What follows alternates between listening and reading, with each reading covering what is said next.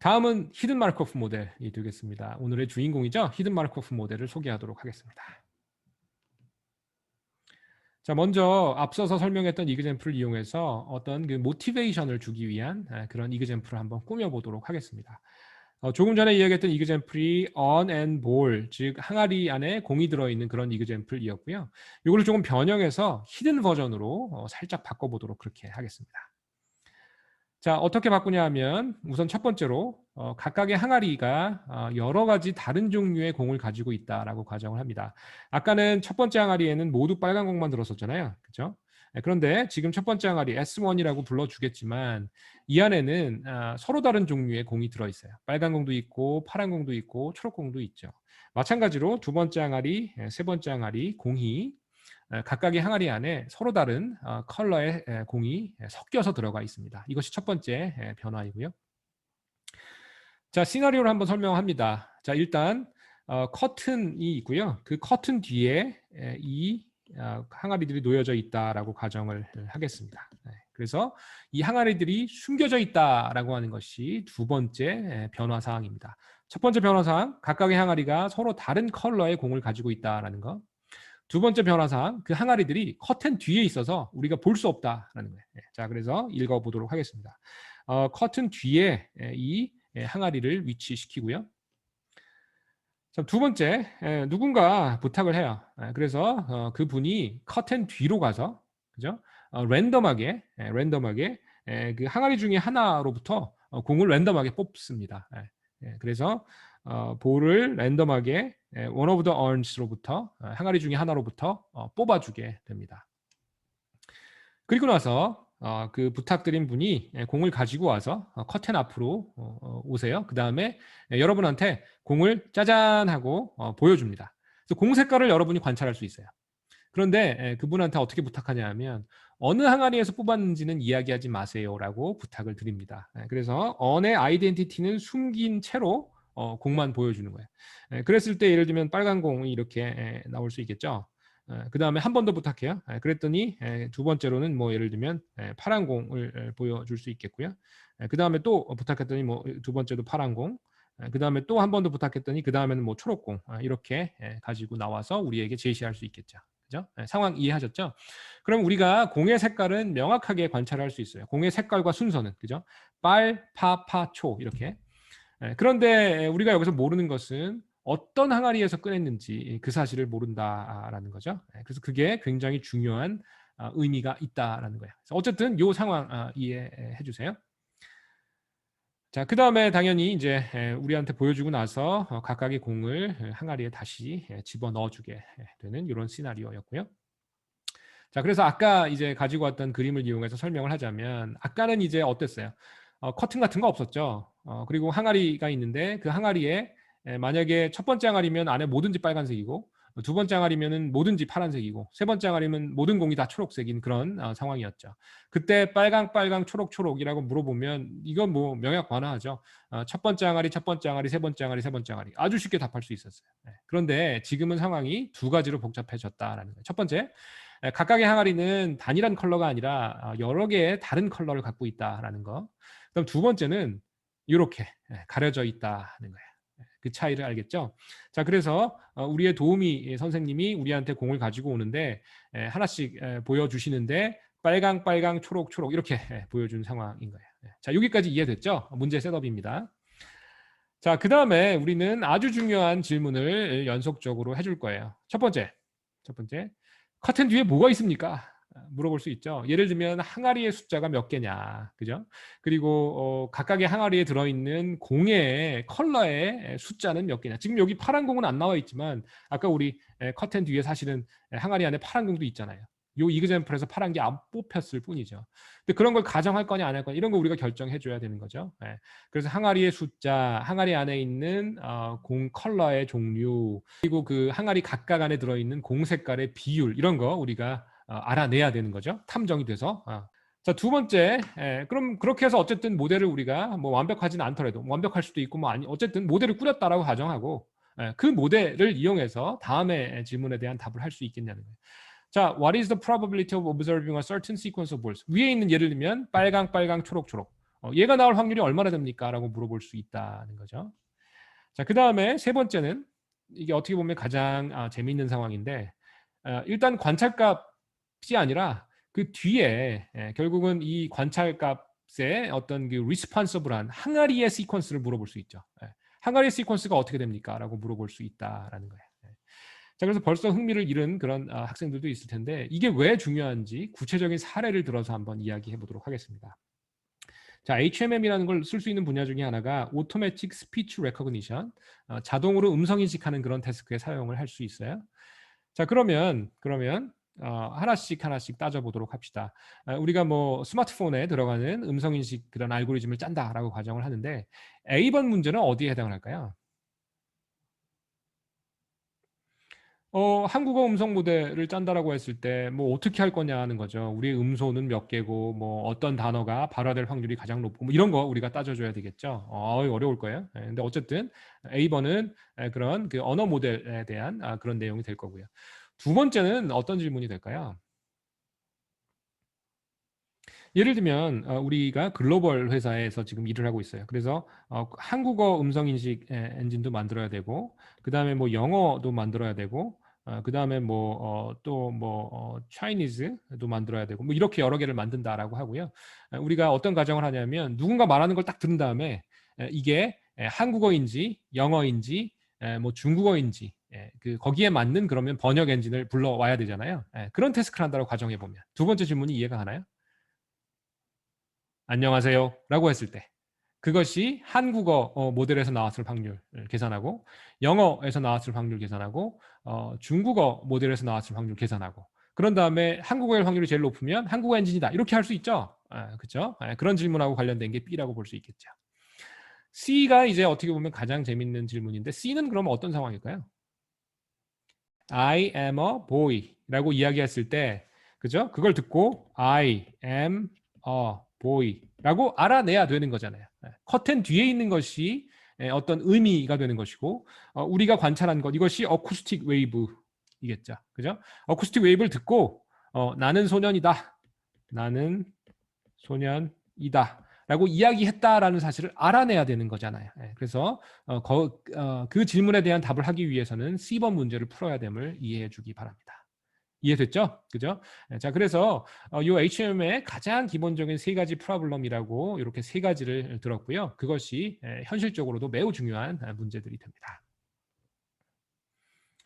그래서 HMM의 구성 요소에 대해서 살펴보도록 하겠습니다. 이미 다 설명했지만 조금 그 학문적으로 정갈하게 포뮬레이트를 하는 과정이라고 볼 수 있겠습니다. 첫 번째는 모델에 있는 스테이트의 숫자 large n이 되겠고요.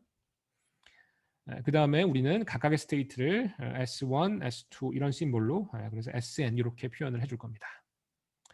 그 다음에 타임 t에서 시스템의 스테이트를 우리는 qt라고 할 거예요. qt는 위에 있는 n개의 스테이트 중에 하나의 값을 갖겠죠. 자, 두 번째로 알파벳 사이즈에 해당하는 즉 스테이트당 observation symbol. 그래서 그 observation symbol의 숫자.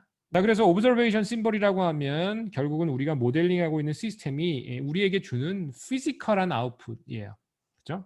그래서 아까는 이제 그 음성의 예를 들었지만 디스크리트한 사례로는 예를 들면 뭐 그 DNA 시퀀스 같은 경우 A, G, G, T, C 뭐 이런 걸 관찰하는 거죠. 그 다음에 우리가 인디비주얼 심볼을 V라고 하는 그런 그 집합을 써서 예를 들면 V1부터 VM까지 이렇게 나타내게 되고요. 그 다음에 이것도 역시 노테이션이 조금 혼동이 되고 있는데 아까는 시퀀스를 위해서 이런 심볼을 썼죠. 근데 여기서는 집합을 위해서 또 이런 심볼을 쓰고 있습니다. 그래서 역시 우리가 참고 문헌으로 사용하고 있는 그 참고 문헌의 노테이션인데요. 조금 혼동되는 면이 있으니까 여러분이 잘 유념해서 학습해 주는 게 좋을 것 같습니다.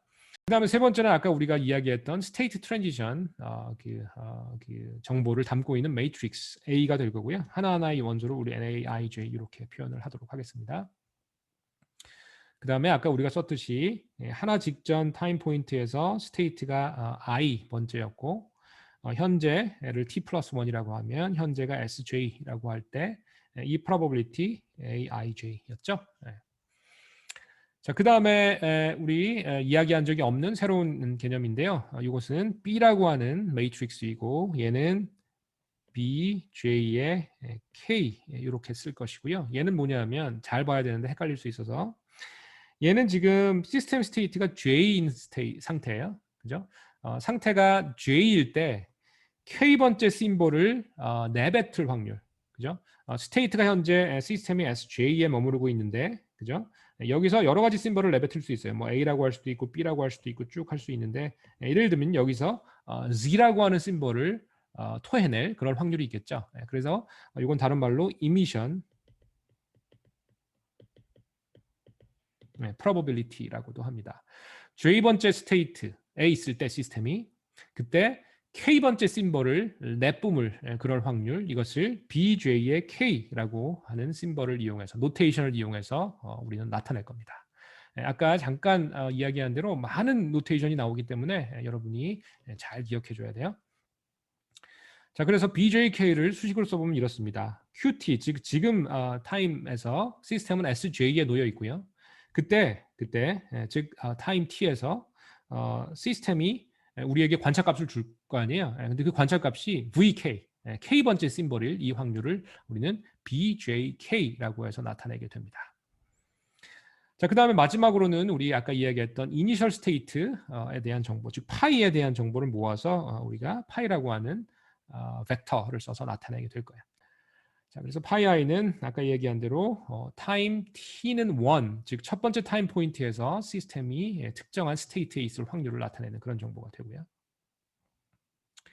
자, 그래서 그렇게 5가지 종류의 정보를 이용해서 우리는 HMM을 스페시파이 합니다. 그래서 N하고 M이라고 하는 두 종류의 하이퍼 파라미터, 그리고 observation symbol, 그 다음에 세 종류의 probability measure, A, B, 그리고 파이 이렇게 5종류를 써서 HMM을 우리는 specify 해주게 되고요. 이것을 조금 간략하게 쓰면 N하고 M은 이제 다른 정보에 녹아 들어가 있기 때문에 A, B, 파이 이렇게 3가지의 정보만 이용해서 우리는 람다라고 하는 심볼을 써서 HMM을 칭하기도 합니다. 다음은 HMM 학습에서 흔히 등장하는 세 종류의 가장 기본적인 문제에 대한 소개가 되겠습니다. 첫 번째 문제는 evaluation이라고 불려요. 그리고 또박또박 문제를 정의해 보면 이렇습니다. 우선 우리에게 주어지는 것은 어떤 관찰값이에요. 이렇게 아까 예를 들면 뭐 빨강, 그리고 초록, 이런 공의 시퀀스를 봤었죠. 그래서 우리에게 주어지는 것은 이런 그 observation sequence입니다. 그 다음에 어떻게든 우리에게 모델이 있다라고 가정을 할 거예요. 그래서 람다라고 했죠. 아까 모델을. 그래서 A, B, 파이로 우리가 정해지는 모델 람다가 있을 때, 그죠? 그래서 이 모델을 이용해서 그리고 우리가 관찰한 이 observation O에 대해서 우리는 뭘 구하고 싶냐면 이겁니다. 람다라는 모델 측면에서 이 observation을 했을 확률, 얘를 구하는 것이 우리의 목적인데요. 그냥 구하는 거는 이따가 이야기하겠지만 트리비얼해요. 근데 그것이 아니라 efficiently, 효율적으로, exponential한 time complexity가 아니고 efficiently, polynomial time로 예를 들면 그렇게 계산할 수 있겠느냐라는 질문이 됩니다. 그래서 probability이고요. 결국 우리가 원하는 것은 probability를 evaluation 하고 싶고요. 어떤 probability냐 하면 말 그대로 이 O, 우리의 observation sequence에 대한 확률인 겁니다. 그리고 우리의 모델이 주어졌을 때. 그래서 이 뒤쪽에 나오는 거는 그냥 영어로 풀어서 쓴 설명인 거죠. 그래서 핵심적인 내용은 이것입니다. PO 기분 람다를 효율적으로 계산할 수 있겠느냐? 이것이 첫 번째 이밸류에이션 문제의 핵심입니다. 아까 우리 이그젬플 때 했던 거는 뭐였어요? 우리의 모델이 있다라고 가정하고 우리가 뭔가를 들었죠. 안녕하십니까? 라고 들었을 때. 그죠? 그 모델, 예를 들면 그게 한국어 모델이라고 했을 때. 그 한국어 모델에서 안녕하십니까를 관찰할 그죠? 확률 상당히 높겠죠. 반면에 우리의 모델이 뭐 영어 모델이에요. 그런데 안녕하십니까를 들었을 때 그때 확률과 계산할 수는 있겠죠. 그리고 뭐 가끔 보면 이제 안녕하십니까가 워낙 유명한 뭐 우리나라 말이니까 영어 문장이지만 뭐 그런 표현이 가끔 나올 수는 있겠죠. 그래서 0.0000 뭐 그런 확률이긴 하겠죠. 근데 이제 어쨌든 한국어 모델에서 안녕하십니까라는 확률하고 영어 모델에서 안녕하십니까라는 확률 비교해 보면은 전자가 훨씬 높을 거예요. 자, 어찌 됐건 그럼 모델 간의 비교를 떠나서 하나의 모델이 주어졌을 때 그리고 하나의 시퀀스를 들었을 때 뭐 관찰했을 때 그 오브저베이션 시퀀스의 확률을 효율적으로 구하는 것, 그것이 첫 번째 이밸류에이션 프로블럼입니다. 문제 자체를 잘 이해하세요. 자, 두 번째 문제, 얘는 디코딩입니다.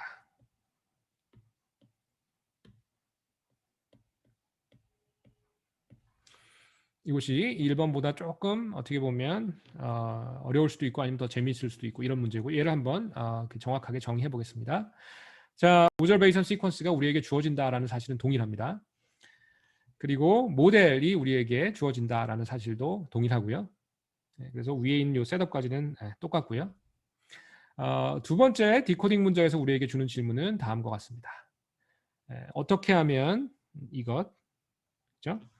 스테이트 시퀀스 Q, 우리가 QT를 뭐라고 했어요? 타임 T에서 여러분의 시스템이 놓여 있을 그 스테이트인 거죠. 그래서 이거는 그냥 쉽게 얘기하면 커튼 뒤에 아까 항아리의 순서를 물어보는 거예요.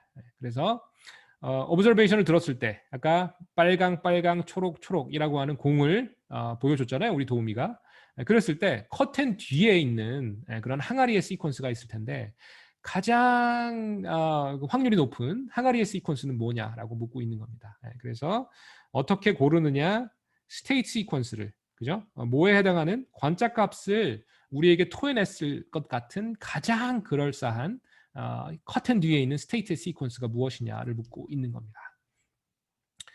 그 다음에 요 스테이트 시퀀스는 그냥 막 시퀀스가 아니라 어떤 미닝풀한 센스에서 옵티멀인, 예를 들면 가장 확률이 높은 그런 스테이트 시퀀스를 묻고 있는 거죠. 이것이 우리 아까 음성인식 예제를 했었잖아요. 거기서 어떤 문제에 해당을 할까요? 제일 중요한 ASR 문제죠. 그죠? 그래서 나는 소년이다라고 어쿠스틱 웨이브를 듣고 그것을 한국어로 또박또박 나는 소년이다라고 하는 것을 알아내는 그 문제에 해당을 합니다. 그래서 디코딩 문제 아주 중요한 문제죠. 그래서 문제 자체를 잘 이해해 주기 바랍니다. 자, 세 번째 문제는 이제 러닝 문제이고요. 그리고 얘는 쉽게 얘기하면 어떻게 커튼 뒤에 있는 상황 파악을 할 거냐 하는 거예요. 그래서 모델을 어떻게 꾸릴 거냐, 가장 어려운 문제죠. 그래서 A, B, 파이 이런 걸 어떻게 정할 거냐라고 하는 가장 어려운 문제에 해당을 합니다. 그래서 역시 맥시멈 라이클리우드 프린시플로 우리에게 오브저브 시퀀스, 즉 우리에게 오브저베이션 시퀀스, 즉 트레이닝 데이터가 주어졌다라고 하면 예를 들면 그것의 라이클리우드를 맥시마이즈하는 그런 그 목표를 가지고 우리의 모델을 런할 수 있을 겁니다. 그래서 3번 문제는 가장 어려운 문제이고요. 얘는 우리의 모델을 런해주는 그런 문제가 됩니다. 그래서 우리 수업 시간에는 이 3번은 자세하게 다루지 않을 거예요. 여러 가지 이유로 우리 일단은 expectation maximization을 알아야 되고요. 그 다음에 우리 지금 이 수업 수준에서는 다소 불필요한 디테일일 수도 있어서 1번하고 2번은 자세하게 설명을 하고요. 3번은 이제 뭐 대학원 수업이나 뭐 더 고급 수업에서 여러분이 접할 기회가 있을 것이고요. 궁금한 수강생을 위해서 어펜딕스에 넣어놓긴 했습니다. 그래서 한번 살펴볼 수도 있을 겁니다. 자, 어쨌든 이렇게 세 가지 문제, HMM의 가장 펀더멘탈한 세 가지 문제다라고 하는 사실 반드시 기억해 주시고요. 우리는 1번하고 2번에 대한 솔루션을 자세하게 살펴보도록 하겠습니다. 굿뉴스는 1번 알면 2번은 거의 쉽게 할 수 있어요. 거의 동일한 알고리즘을 쓴다라는 것이고 우리가 그 유명한 비털비 알고리즘이라고 하는 것을 드디어 만날 수 있게 될 겁니다.